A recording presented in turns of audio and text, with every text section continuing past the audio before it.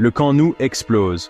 Barcelone a vaincu le Rayo Vallecano, une victoire par un but à 0, un but solitaire.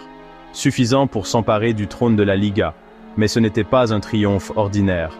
C'était une victoire drapée dans l'ombre de la controverse, une victoire murmurée plutôt que célébrée, le doux goût de la victoire, gâché par les accusations et les récriminations. Dès le coup de sifflet initial, la tension était palpable. Le Rayo, l'outsider, s'est battu bec et ongle. Ils ont défendu avec résolution, ils ont attaqué avec détermination, puis vint le point de rupture. Un penalty accordé à Barcelone. Robert Lewandowski, le roi catalan, s'avance et transforme. 1-0. Mais le Rayo s'est senti floué. Ils ont eu un but refusé. Un but qui aurait pu tout changer. Un but qui les a laissés remettre en question le fondement même de la justice sur le terrain. Le stade, chaudron d'émotions contradictoires, bourdonnait de mécontentement. Ce n'était pas fini. Le coup de sifflet final a retenti. Barcelone avait gagné. Mais à quel prix?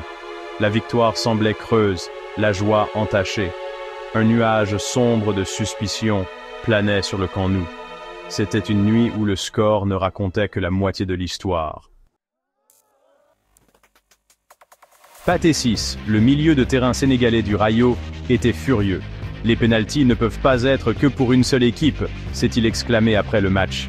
Ces paroles, empreintes de frustration et de colère, faisaient écho aux sentiments de ses coéquipiers et des supporters du Rayo. Le pénalty, accordé pour un tacle jugé trop agressif par l'arbitre, a laissé un goût amer. Le président du Rayo, Martín Presa, s'est joint au concert de protestation. Il a pointé du doigt un tacle sur le défenseur Abdul Moumin, un tacle qui a laissé le joueur se tordre de douleur, mais qui est resté impuni. Où était le penalty alors? A-t-il questionné. La voix de Presa, habituellement calme et posée, tremblait maintenant d'indignation. Il a parlé de risques de blessures graves, d'arbitrage incohérent. Et puis il y a eu le but fantôme, le but refusé du Rayo, un but qui aurait pu égaliser et réécrire le scénario. L'arbitre, invoquant un hors-jeu, a anéanti les espoirs du Rayo. La décision, entourée d'ambiguïté, a semblé injuste. Le but fantôme est devenu le symbole de la frustration du Rayo, un rappel obsédant de ce qui aurait pu être. Le pénalty contesté, le but refusé, le parti pris perçu, ce n'étaient pas des incidents isolés. Ils étaient des symptômes d'un malaise plus profond, un sentiment croissant que la justice n'était pas aveugle en Liga. Les médias madrilènes, jamais avares d'opinion, ont éclaté en une symphonie de mécontentement. El Chiringuito, l'émission de débat footballistique nocturne connue pour ses analyses théâtrales, a mené la charge. Erreur grossière, ont-ils proclamé, leur voix résonnant sur les écrans de télévision de millions de personnes. L'arbitrage en Espagne est une honte.